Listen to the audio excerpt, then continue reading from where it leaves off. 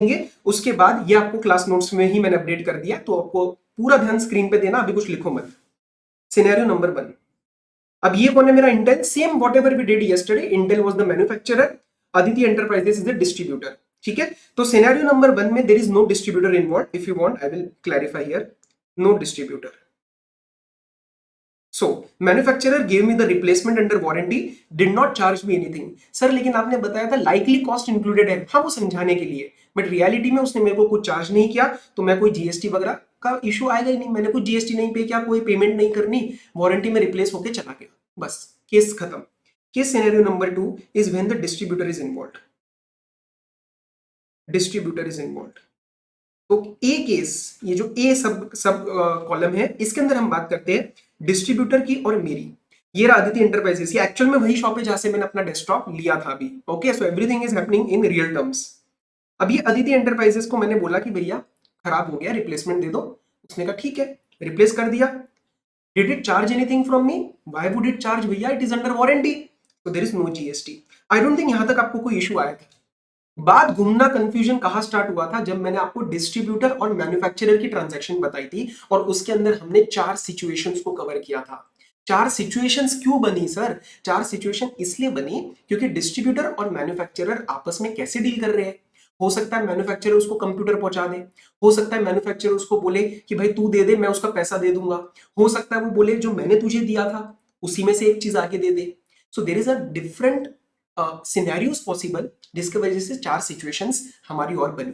तो एक एक करके सिचुएशन को स्टार्ट करते हैं, थोड़ा सा समझना है। यहाँ पे ये 1 और 2 क्या लिखा है, क्या पहले हुआ क्या बाद में हुआ, ठीक है। क्या पहले हुआ, अदिति एंटरप्राइजेस ने मुझे रिप्लेसमेंट दिया, because I dealt with Aditi Enterprises, I am not concern with Intel, this is a case where distributor is involve, तो I will hold my distributor accountable and the distributor will deal with the manufacturer. I am not concerned with the manufacturer.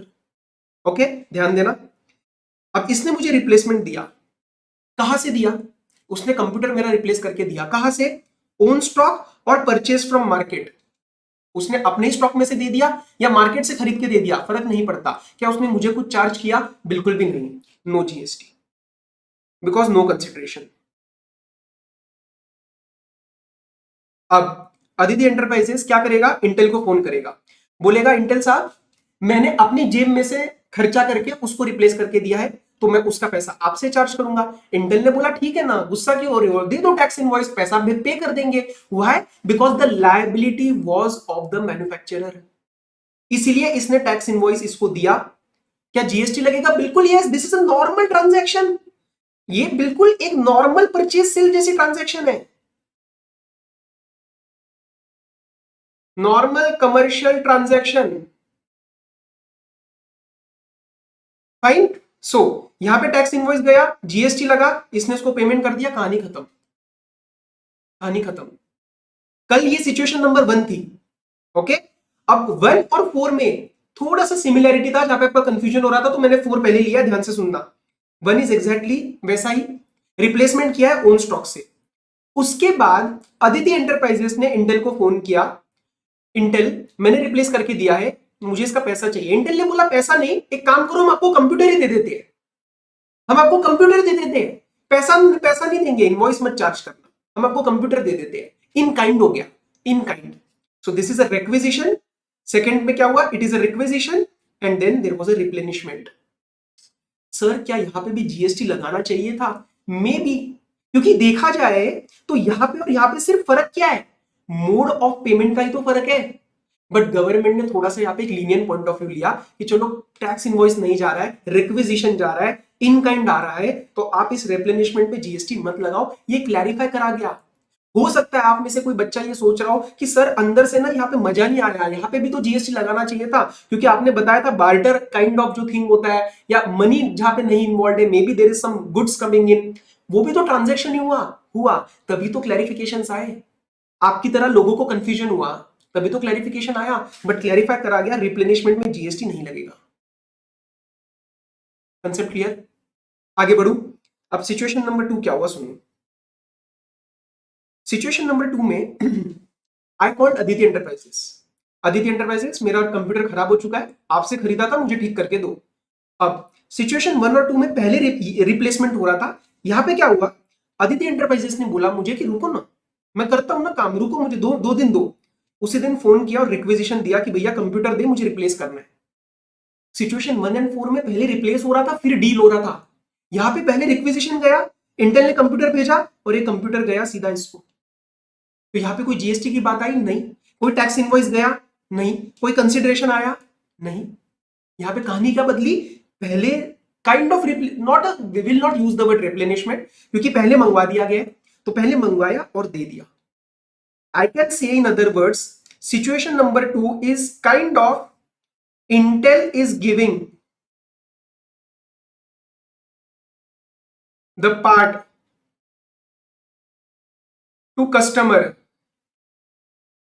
indirectly. Sir आपने ऊपर वाले में ऐसा क्यों नहीं लिखा? अरे ऊपर वाले में पहले रिप्लेस हो रहा था, फिर मंगवाया जा रहा था, लेकिन यहां पे उसने बस मंगवा के दे दिया, तो ये बीच में एक इंटरमीडिएट की तरह रह गया। क्लियर? और सर सिचुएशन नंबर 3 में आपको डाउट्स आ रहे थे क्रेडिट नोट के रिस्पेक्ट में, बहुत अच्छे से समझ आ जाएगा आपको, मुझे बस 2 मिनट दो। अब यहां पे क्या हुआ सुनना, ये था मैन्युफैक्चरर, ये है इंटरमीडियरी और ये हूं मैं हूं कस्टमर। मैंने फोन किया आदित्य को कि भैया आई वांट रिप्लेसमेंट, ठीक है, आई वांट रिप्लेसमेंट। सो यहाँ पे भी यही पहले हो रहा है, यहाँ पे एक्चुअली 1 और 2 का रेफरेंस नहीं आएगा, आप सुनना जरा ढंग से क्या हो रहा है यहाँ पे। अदिति एंटरप्राइजेस ने जो रिप्लेसमेंट दिया है वो किस में से दिया, वो उस स्टॉक में से दिया। Aditi enterprises is replacing it out of the stock it bought from that manufacturer itself. So let's say 4 units were bought for selling, and because one warranty case came in between, ये एक जो computer था वही उन्होंने उठा के मुझे दे दिया। अब अदिति एंटरप्राइजेस बोलेगा इंटेल को कि इंटेल, तुमने जो, मैंने तुमसे जो 4 खरीदे थे, I bought 4 units from you, उसमें से मैंने पेमेंट कर रखी आपको चारों की, लेकिन एक रिप्लेसमेंट में चला गया वारंटी की, और वो लायबिलिटी आपकी थी। तो इंटेल ने बोला ठीक है, गुस्सा क्यों हो रहे हो, क्रेडिट नोट दे देता हूं भाई, क्रेडिट नोट मतलब मैं रिटर्न कर दूंगा उतना पैसा आपको। ओके, सो उस यूनिट के रिस्पेक्ट में there will be a credit note which is subject to 34(2). 34(2) अभी पढ़ना बाकी है, सीजीएसटी का 34(2), राइट। अब यहां पे क्या है, the supplier Intel will reduce the GST, not ITC, the GST. Sir reduce क्यों, क्योंकि ओरिजिनल इनवॉइस 4 का था, क्रेडिट नोट आने के बाद ये 3 का रह जाएगा, तो इसके रिस्पेक्ट में जो जीएसटी है वो सप्लायर कम करेगा, एंड कॉरस्पॉन्डिंगली रेसिपिएंट को भी अपना आईटीसी कम करना पड़ेगा, क्योंकि गवर्नमेंट कहेगी इंटेल को कि we are ready to adjust your GST liability provided the distributor also reduces the ITC, क्योंकि ओरिजिनली इसका भी तो आईटीसी लिया गया था, बराबर। और ये सब करने के बाद सर्विसेज तो नॉर्मल था कि डिस्ट्रीब्यूटर उस केस में कस्टमर को नहीं चार्ज करता है, वो सीधा मैन्युफैक्चरर को टैक्स इनवॉइस भेज देता है। तो जब टैक्स इनवॉइस और चार्ज आ जाएगा, ठीक है, वहां पे तो नॉर्मल जीएसटी आ जाएगा ना, वहां पे कोई डाउट नहीं आता मुझे।